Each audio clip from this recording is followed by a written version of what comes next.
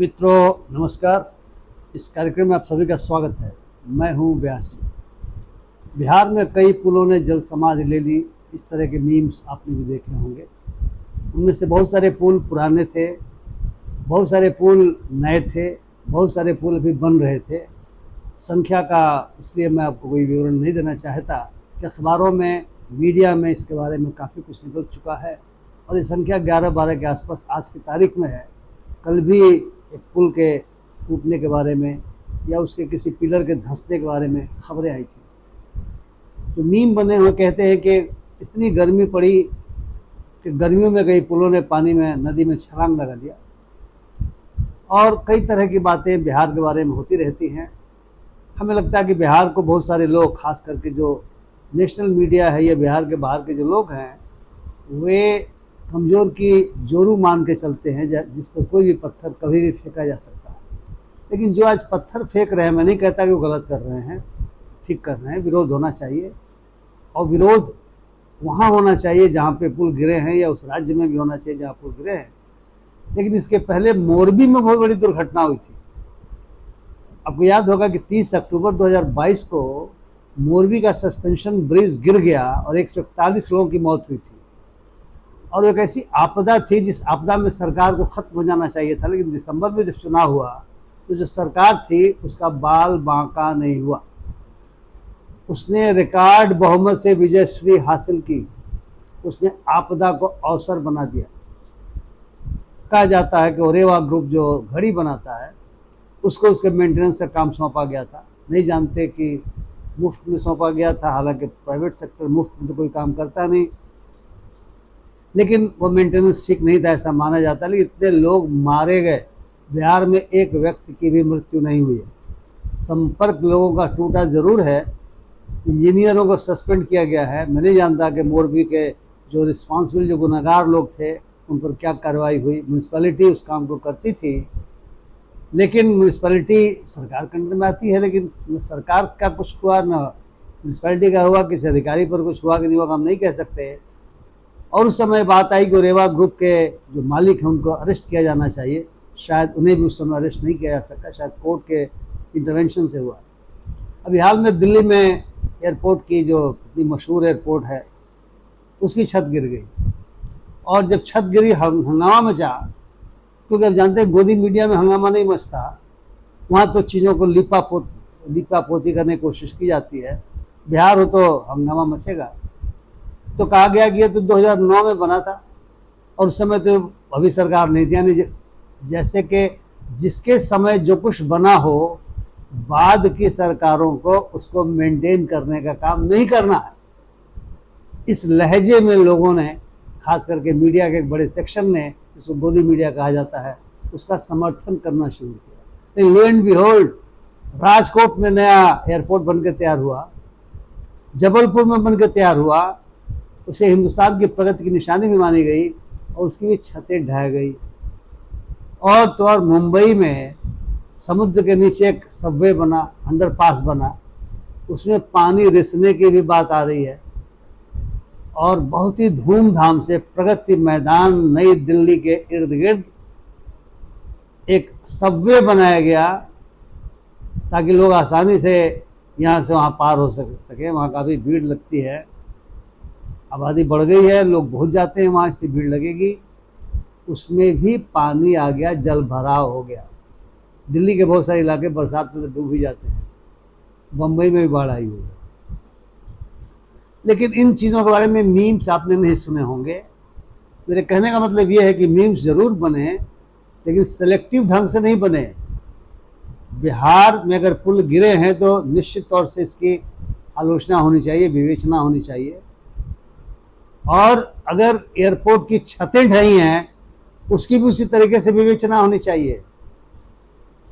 अगर अंडरग्राउंड में पानी भरा है, उसकी भी ऐसे ही विवेचना होनी चाहिए। जो उसको तो बतलाया जा रहा था कि यह नए बिहार, नए भारत की तस्वीर है, आत्मनिर्भर भारत की तस्वीर है। उसका तो इतना प्रचार किया जा रहा था कि हिंदुस्तान बदल गया है, भारत बदल गया है। तो बदले हुए भारत की जो तस्वीरें ध्वस्त हो रही हैं वो ज़्यादा खतरनाक हैं। उसकी भी उतनी ही चर्चा होनी चाहिए, उसके भी कारणों की तलाश करनी चाहिए।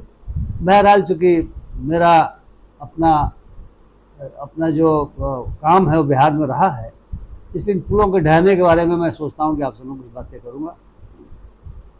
मुझे लगता है कि सरकार को सोचना चाहिए कि मोरबी की घटना से सबक लेकर के न सोचें कि कुछ भी हो जाए, विनाश होता रहे, पॉलिटिकल क्लास का कोई बाल बांका नहीं होगा। गुजरात में अगर सरकार को फ़ायदा ही हुआ, नुकसान नहीं हुआ, उसके कारण दूसरे हो सकते हैं, लेकिन बिहार बहुत ही गरीब राज्य है। यहाँ पे यदि पुल गिरे हैं, लोगों का संपर्क टूटा है, तो निश्चित तौर से अब तक जो अच्छे काम किए गए हैं उन कामों के ऊपर भी सवाल उठने लाजमी है। और मैं समझता हूँ बिहार सरकार को इस पर विचार करने की बड़ी आवश्यकता है। हालांकि मैं देख रहा हूँ कि अखबारों में एक आध बार कुछ बातें निकलती हैं, इसके बाद चुप हो जाते हैं। आम जनता में मैं कोई सुगबुगाहट इसको लेकर के देख नहीं रहा हूँ, क्योंकि आम जनता अपने ढंग से चीज़ों को सोचती है। जहाँ पे पुल गिरे हो जाने, आम लोगों को इससे मतलब नहीं है, ऐसा लगता है। लेकिन सरकार को इससे निश्चिंत नहीं हो जाना चाहिए, क्योंकि इस गरीब राज्य में जनता के पैसे से इस तरह के काम हुए हैं, चाहे आज हुए हों चाहे 20 साल पहले हुए हों। अब पता चल रहा है कि अभी तक पुलों के अनुरक्षण की, यानी मेंटेनेंस की कोई नीति हमारे यहाँ नहीं थी। नीति होनी चाहिए, पीरियाडिक मेंटेनेंस, एनुअल मेंटेनेंस, ये तो ऑटोमेटिक होना चाहिए। हम लोग जानते हैं जब जिलों में थे, विभिन्न योजनाओं के तहत पुल पुलिया छोटे मोटे भी बनते थे। बड़े पैमाने पे मैं जानता हूँ उत्तरी बिहार में काठ के पुल हुआ करते, जिसको कठपुलिया कहा जाता था। उसको बदलने का अभियान बिहार में जब 2005 के बाद से सरकार नहीं बनी तो उसे शुरू किया, और काफ़ी बड़ी मात्रा में पुल पुलिया बनी। उसके पहले भी बहुत सारी कठपुलियाँ होंगी। NREP के तहत बहुत सारी पुलियाएँ बनी थी। हम लोग जब जिलों में थे NREP चलता था, बाद में जवाहर रोजगार योजना है उसके तहत ही बनी। विभिन्न विभागों ने भी बनाया, मनरेगा के तहत भी कई जगह पे छोटी छोटी पुलियाएँ बनी, और अभियंताओं ने इसका डिज़ाइन तैयार किया। कहीं न कहीं जो विभिन्न योजनाओं के माध्यम से बिहार में काम हुए हैं या देश के अन्य हिस्सों में भी काम हुए होंगे, ज़रूरत इस बात की है कि जो नीति बने उस नीति में उन सभी कामों को कहीं न कहीं किसी विभाग की जवाबदेही में रखना चाहिए, जो उसका मेंटेनेंस कर सके। चूँकि जो NREP था या जो जवाहर रोजगार योजना था या जो अभी मनरेगा है, उसके अंतर्गत मेंटेनेंस का प्रावधान मैं जानता हूँ नहीं था। अब अगर मनरेगा में आ गया हो तो मैं नहीं कह सकता, क्योंकि हमने बहुत सारे, जिसको उस समय हम लोग हरिजन कॉलोनी कहा करते थे, हालांकि नाम सही नहीं था, लेकिन हरिजन कॉलोनी कहा करते थे, उसकी छतें उड़ जाया करती थी। उसका निर्माण भी विभागीय रूप से प्रखंडों के माध्यम से होता था, और लोग दौड़ते थे कि हमारी छतें उड़ गई, क्योंकि लोग गरीब थे, वे अपनी छतों का मेंटेनेंस नहीं कर सकते थे, लेकिन NREP से नहीं हो सकता था। तो जितनी भी परिसंपत्तियों का निर्माण हुआ है, उन सारी परिसंपत्तियों को किसी न किसी विभाग के रजिस्टर में दर्ज करना चाहिए, और ये एक ऑटोमेटिक प्रोसेस होना चाहिए, एक नीतिगत फैसला होना चाहिए कि सड़कें और पुल पुलियाएँ बनेंगी तो किसके अंतर्गत आएंगी। जैसे मैं इसलिए कह रहा हूँ कि जब मैं आपदा प्रबंधन विभाग में था तो उत्तर बिहार में बहुत सारे जमींदारी तटबंध बने हुए जो बाढ़ में टूटते थे, और मेरी चिंता ये होती थी कि इन्हें बनाया कैसे जाएगा। आपदा प्रबंधन के पास भी कुछ राशि रहती थी, छोटे मोटे रिपेयर्स उसे हो जाते थे, कुछ कलेक्टर्स मनरेगा के माध्यम से भी बनाते थे, और जमींदारी तटबंध जमींदारों के समय बना हुआ था।